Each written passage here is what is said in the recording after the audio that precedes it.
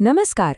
આજે આપણે એક એવા યુદ્ધની વાત કરવાના છીએ જે બંદૂકો કે તોપથી નથી લડાતું પણ દવાઓ, વિજ્ઞાન અને જાગૃતિથી લડાઈ રહ્યું છે. આ છે મલેરિયા સામે ભારતની એક મહાલડાઈ. એક એવો સંઘર્ષ જેણે દાયકાઓથી આપણા દેશના લાખો લોકોના જીવન પર અસર કરી છે. આ બધું શરૂ ક્યાંથી થાય છે ખબર છે? ફક્ત એક નાના, લગભગ દેખાય પણ નહીં એવા ડંખથી. પણ એની અસર? એ આખાને આખા સમુદાયોને હચમચાવી શકે છે. એટલે જ આ માત્ર એક બીમારી નથી, પણ એક રાષ્ટ્રના સંકલ્પની કસોટી છે. તો સવાલ એ ઊભો થાય છે કે દુનિયાની સૌથી મોટી લોકશાહી આટલા જૂના, પ્રાચીન દુશ્મનને હરાવવા માટે આખરે કરી શું રહી છે?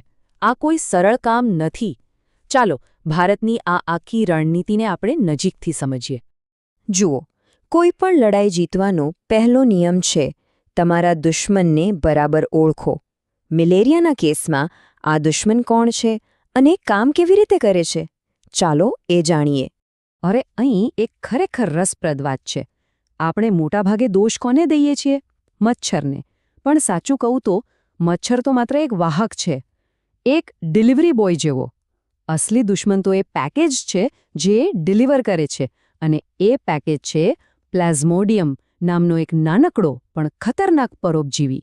રોગનું મૂળ કારણ આ છે. તો આ લડાઈનો આપણો લક્ષ્ય એકદમ સ્પષ્ટ છે.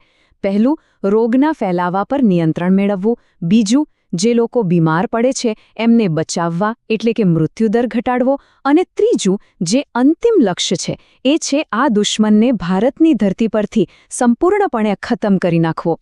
આ લડાઈ કંઈ ગઈકાલે શરૂ નથી થઈ. આ તો પેઢીઓથી ચાલી આવતી એક લાંબી લડાઈ છે, જેમાં આપણે ઘણું શીખ્યા છીએ, ભૂલો પણ કરી છે અને સમય સાથે આપણી રણનીતિઓને સતત સુધારતા રહ્યા છીએ. ચાલો આ સંઘર્ષના ઇતિહાસ પર એક નજર કરીએ. તમે જોઈ શકો છો, 1953માં નિયંત્રણથી શરૂઆત થઈ હતી. પછી 1958માં આપણો ઉત્સાહ વધ્યો અને આપણે સીધું જ નાબૂદીનું લક્ષ્ય રાખ્યું.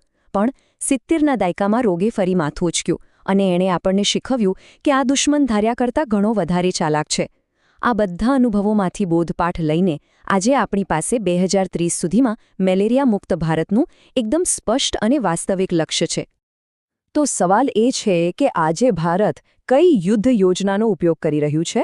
આ કોઈ એક જાદુઈ ગોળી નથી, પણ એક સુનિયોજિત પંચમુખી રણનીતિ છે જે દુશ્મન પર ચારે બાજુથી હુમલો કરે છે. આ 5 મોરચાઓ એકબીજા સાથે જોડાયેલા છે. મતલબ કે તમે માત્ર દવાઓ આપીને આ યુદ્ધ નથી જીતી શકતા, કે માત્ર મચ્છરોને મારીને પણ નહીં. યોગ્ય નિદાન, સાચી સારવાર, રોગથી બચાવ, કડક દેખરેખ, આ બધું જ્યારે એકસાથે કામ કરે ત્યારે જ સફળતા મળે છે. ચાલો આ દરેક મોરચાને થોડો વિગતવાર સમજીએ. અને અહીંથી વસ્તુઓ થોડી વધુ જટિલ બને છે. આપણો દુશ્મન એક નથી, પણ એના 4 અલગ અલગ રૂપ છે. ભારતમાં સૌથી સામાન્ય છે P-વાયવેક્સ, જે વારંવાર તાવ લાવે છે. પણ સૌથી ઘાતક અને ખતરનાક છે P. ફાલ્સીપેરમ. એ સીધું મગજ પર હુમલો કરી શકે છે અને જીવલેણ પણ બની શકે છે. એટલે જ કયો દુશ્મન છે એ ઓળખવું ખૂબ જ જરૂરી છે. અને કારણ કે દુશ્મનના પ્રકાર અલગ અલગ છે, તો આપણા હથિયાર પણ અલગ અલગ હોવા જોઈએ, ખરું ને? સામાન્ય વાયવેક્સ મેલેરિયા માટે ક્લોરોક્વિન જેવી સ્ટેન્ડર્ડ દવાઓ કામ કરી જાય છે, પણ ખતરનાક ફાલ્સીપેલમ સામે લડવા માટે આપણને એસીટી જેવી વધુ શક્તિશાળી આધુનિક દવાઓની જરૂર પડે છે.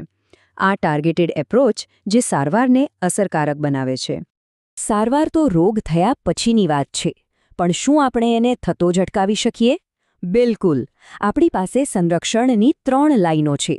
પહેલી, ઘરોમાં દવાઓનો છંટકાવ કરવો. બીજી, પાણીમાં લાર્વા ખાતી માછલીઓ છોડવી. અને ત્રીજી, અને સૌથી મહત્વની, રાત્રે મચ્છરદાનીનો ઉપયોગ કરવો. આ દરેક પગલું એક કવચની જેમ કામ કરે છે. ચાલો એક ઉદાહરણ લઈએ. માની લો કે કોઈ દૂરના ગામમાં કોઈને તાવ આવે છે. તરત જ એક આખી સિસ્ટમ એક્ટિવ થઈ જાય છે. આરોગ્ય કાર્યકર પહોંચીને તેનું ટેસ્ટ કરે છે.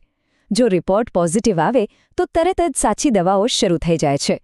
પણ વાત અહીં પૂરી નથી થતી. દર્દી સંપૂર્ણપણે સાજો ન થાય ત્યાં સુધી તેની દેખરેખ રાખવામાં આવે છે, અને આ દરેક કેસની માહિતી રાષ્ટ્રીય ડેટાબેઝમાં નોંધાય છે. આ એક અત્યંત વ્યવસ્થિત સિસ્ટમ છે.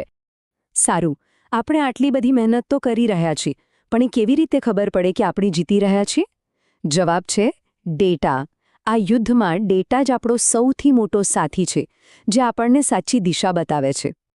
આ એક ખૂબ જ મહત્વનો સવાલ છે. જ્યારે આટલા મોટા દેશમાં લાખો લોકો સાથે કામ કરવાનું હોય, ત્યારે માત્ર અંદાજ પર આધાર રાખી શકાય નહીં. આપણને ચોક્કસ માપદંડ જોઈએ જે આપણને કહી શકે કે આપણી રણનીતિ કામ કરી રહી છે કે નહીં. તો આ માપદંડો કયા છે? તો આ 5 સૂચકાંકો છે ને, એ આખા યુદ્ધની સ્ટોરી કહી દે છે. જેમ કે API, એનો સીધો મતલબ છે કે દર 1000 લોકોએ કેટલા નવા કેસ આવ્યા. પછી છે ABER, એ બતાવે છે કે આપણે કેટલા લોકો સુધી પહોંચીને તેમનું બ્લડ ટેસ્ટ કરી રહ્યા છીએ. આ દરેક આંકડો એક પઝલનો ટુકડો છે, અને જ્યારે આપણે આ બધાને સાથે મૂકીને જોઈએ ને, ત્યારે આપણને મેદાન પરની સાચી પરિસ્થિતિનો સ્પષ્ટ ખ્યાલ આવે છે. આ 10%નો આંકડો ખૂબ જ મહત્વપૂર્ણ છે. એનો અર્થ એ છે કે સરકાર ફક્ત ક્લિનિકમાં દર્દીઓની રાહ નથી જોતી, પણ સક્રિય રીતે સમુદાયમાં જઈને કેસ શોધી રહી છે. આ જે છુપાયેલા કેસો છે, એમને શોધવા એ જ રોગના ફેલાવાને રોકવાની ચાવી છે. તો હવે આપણે અંતિમ તબક્કામાં પહોંચી રહ્યા છીએ, શૂન્ય તરફની સફર. આપણે ખૂબ લાંબો રસ્તો કાપ્યો છે, પણ કહેવાય છે ને કે છેલ્લો માઇલ હંમેશા સૌથી મુશ્કેલ હોય છે. ચાલો જોઈએ કે અંતિમ વિજય માટે શું જરૂરી છે.